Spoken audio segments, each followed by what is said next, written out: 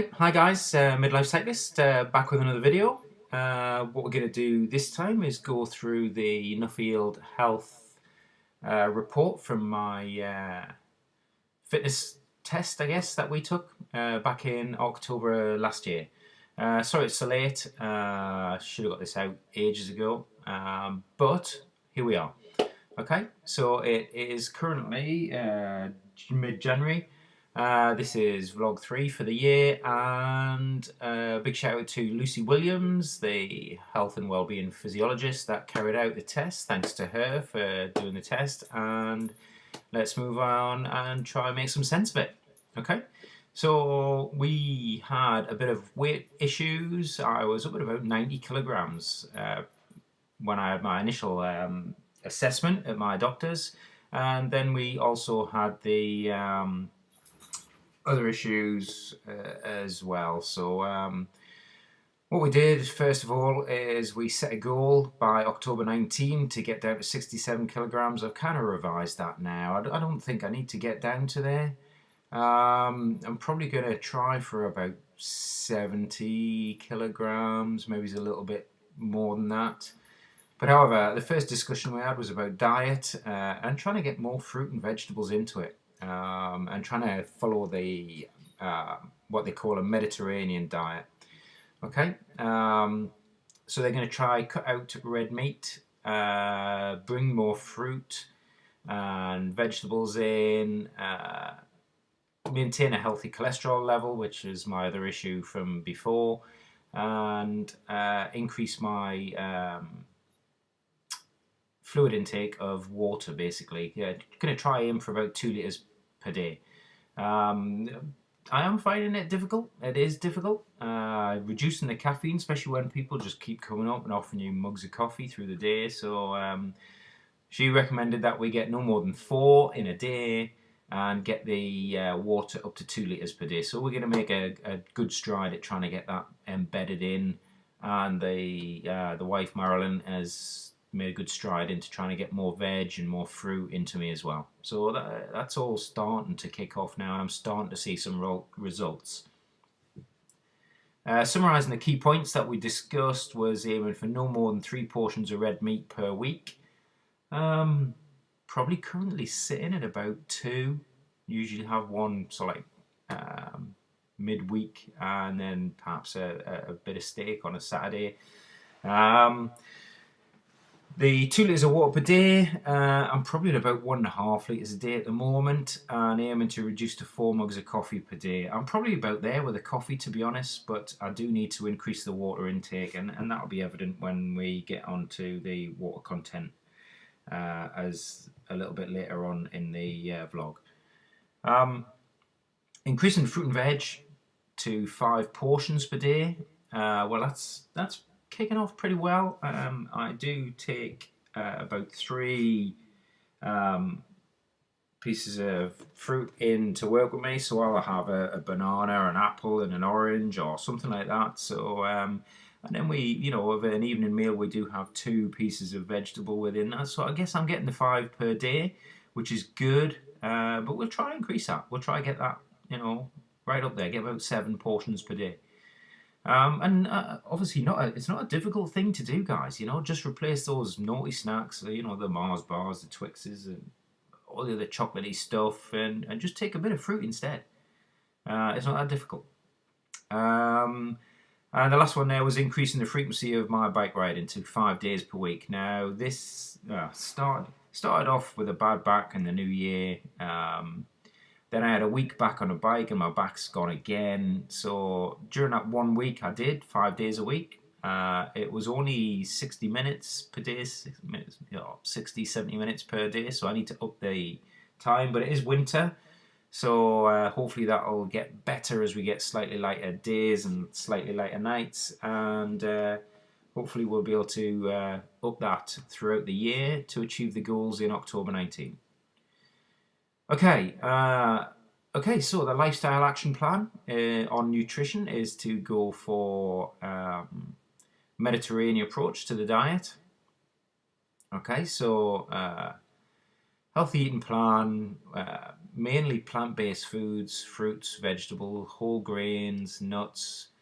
Get rid of the margarine and the butter alternatives with natural healthy fats like avocado, olive oil.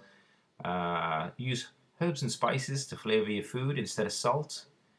And plenty of water. Okay, Greek yogurt and fish, I'm starting to get them in. Omelette, starting to try get them in. Berries and fruit for lunch. So that's the way we're going with this one. Fueling the hydration, again, this is bringing up with a lot of water.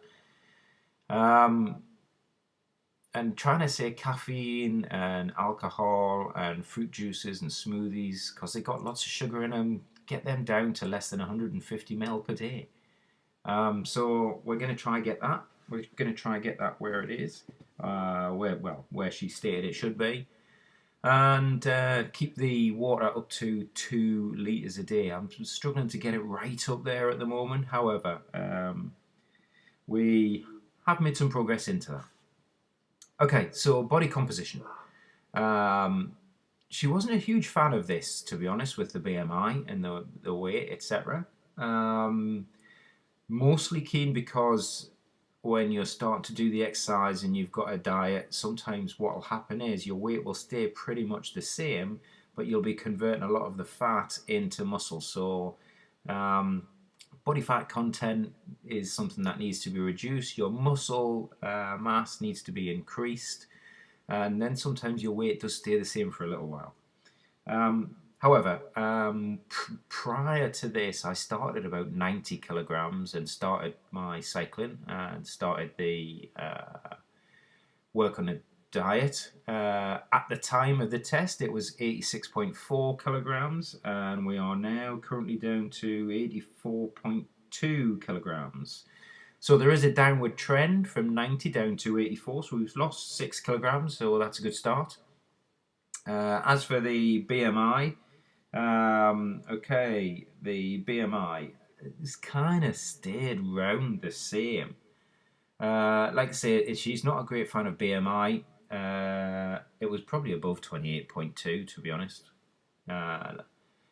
There's the graph showing it at 28.2, just under obese, as you can see in the top left corner there.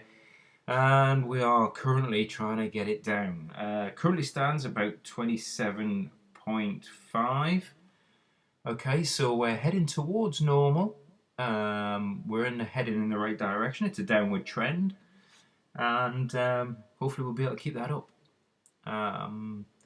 So moving on, waist circumference. Again, that was sat in the green just about, because the top end of green is 94 and mine was currently at 90 centimeters. Okay, it's not something that I do. I don't really measure my waist measurement. However, the trousers, the jeans, the suit trousers, all the rest of it have all become a little bit less tight. So I'm imagining there's a little bit of loss there. So hopefully with all the other data that I'm taking, like body fat, BMI, mass, water percentage, muscle mass, we are getting the right information. And hopefully the waist circumference will take care of itself. Okay, body fat. So how much fat, how much muscle is in your body? So mine was currently at 21. Okay, so that's right at the top of the green band. So obviously I wanted to try reduce that as well. However, when I done the test, and this is what, October, the reading I had from my scales in October was 27.3, not 21. Okay, to put that into context, I'm now at 26.7, so it's gone down by 1 full percent. However, it's not a huge loss, and on this she was recording at 21. Don't know whether it's my scales, but again, I've got a downward trend. So from just under 28 to just over 20, well, halfway between 26, 27. So we're heading in the right direction, but need a lot more work. Okay,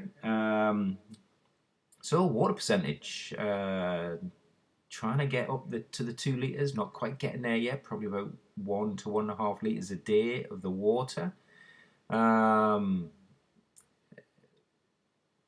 Leads to better mental performance, reduces your overeating. I found that works at work quite well. Having the fruit and the water at work means I don't feel hungry, I'm feeling a little bit bloated. It should increase your exercise performance and give you a healthy skin. So body water, again, she had me down at 57%. Now, on my scales at home, around that sort of time, I was at 53%.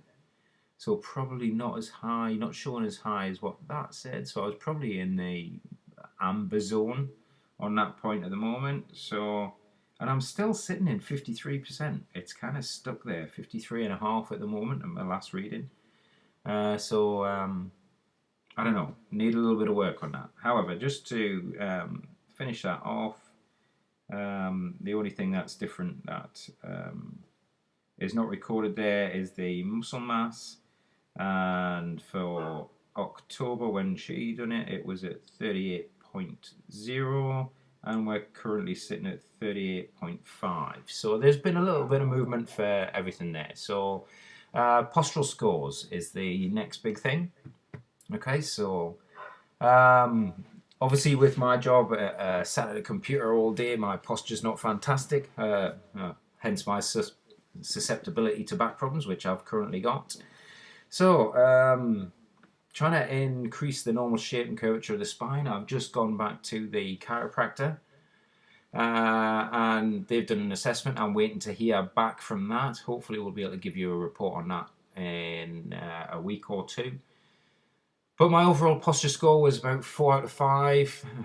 I definitely need to increase that. I'm not sure that was spot on, to be honest. Upright score was putting me at a score of 3.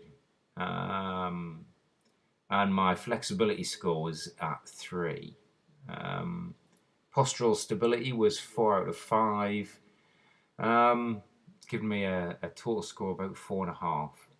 Spinal health is good, and your risk of future back pain is low. Well, it doesn't feel that way when you've got a bad back. So we're going to try increase core stability, get into the chiropractor. I'm currently undergoing physio for a bad back, so we'll get the chiropractor kicked off and see if we can't find somewhere to do some either yoga or Pilates. So that's the sort of things that will hence all your engage your core and help with that stability, especially on the bike. Resilience, and that's his physical and mental issues. Looking at coherence, increase blood flow, heart rate, all that sort of thing. So she performed some tests on that. Score of 50 above is in the green zone, is a good condition, and mine was okay. So it's all right. It puts me in the performance benchmark. I was hitting a score of 6, which puts me between 10 and 25% in the normal chart there. So obviously not too bad. Not much else to say about that one. Blood pressure was done. I was in the green for both systolic and diastolic. So blood pressure is pretty good. When I've been ill lately, I've had a couple of issues where I've felt dizzy. That could have been getting up too quick. You know how it happens when you get up and you feel that little dizzy spell. I'm not going to read too much into that at the moment, although it is worrying the wife.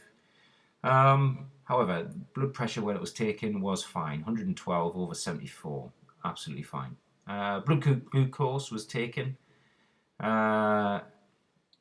Again, that seemed okay. Blood glucose was in the recommended range, so hopefully type 2 diabetes is not going to be a consequence for me, but we will try and keep that down. Recommended values, and I've done this fasted because I starved myself through the night before the test, so my value should be below 6.1, and it was down at 3.9. So no risk there. Cholesterol was the other issue that I had. I think I had a reading when I went for an over 40s test at the doctor's, somewhere in the region of about 6, but it's now down to 4.75. It could have been that it was a bit of a dodgy reading because I'd eaten just before I'd taken that, so the cholesterol was taken with excess, so like sugars and all the rest of the stuff from what I was just eating. So hopefully this reading of 4.75 was a bit more normal for me. So the cholesterol's back in a band as well, so that's all good. Aerobic fitness, estimated aerobic fitness. They do some sort of a test using polar own index test. And it's like meant to simulate a VO2 max, which I would like to do a proper VO2 max test. Maybe we'll try get hold of one of them, see Nuffield Health, and see one of the gyms, see if I can do something like that and incorporate that into a VO2 max, and to get some power testing done as well. However, the reading I got was 44 milliliters per kilogram per minute. And for a male of my age, I'm 52, so that puts me in the 50-54 bracket. That puts me in a very good position. 42 to 46, so I'm right bang in the middle of that, 44. You can train to increase it, so it's only 2, so to get into excellence, so I'm going to try and hit that 46 mark. So we'll try to do that and see how we get on. Urine tests. It's just testing for a variety of illnesses, kidney, urinary tract infections, diabetes, and they all proved negative. The pH was fairly balanced at 7, so I'm not going to read too much more into that. Okay, so that was the test. Once again, many thanks to Lucy, who performed the test and produced all the results for me, and she got the results out within a couple of days. So it's totally my fault that this is coming out late to you guys. So all in all, pretty positive. There's a trend in the right direction. Pretty average, but probably in the green for most things, with a little bit high on the weight side. So I'm going to have to really concentrate on the diet and the workout. So that's where we're going to try push for the next few months. Get ready for the season starting, probably in May for me, with a sportif in May. And okay, so this is another one of the vlogs. If you like it, give it a thumbs up. That always helps the channel. And if you're interested in other vlogs for cycling and for us average people trying to get fit, subscribe to the channel and we'll keep going. Okay? Alright guys, many thanks for watching. Midlife Cyclist, and speak to you later. Cheers. Bye.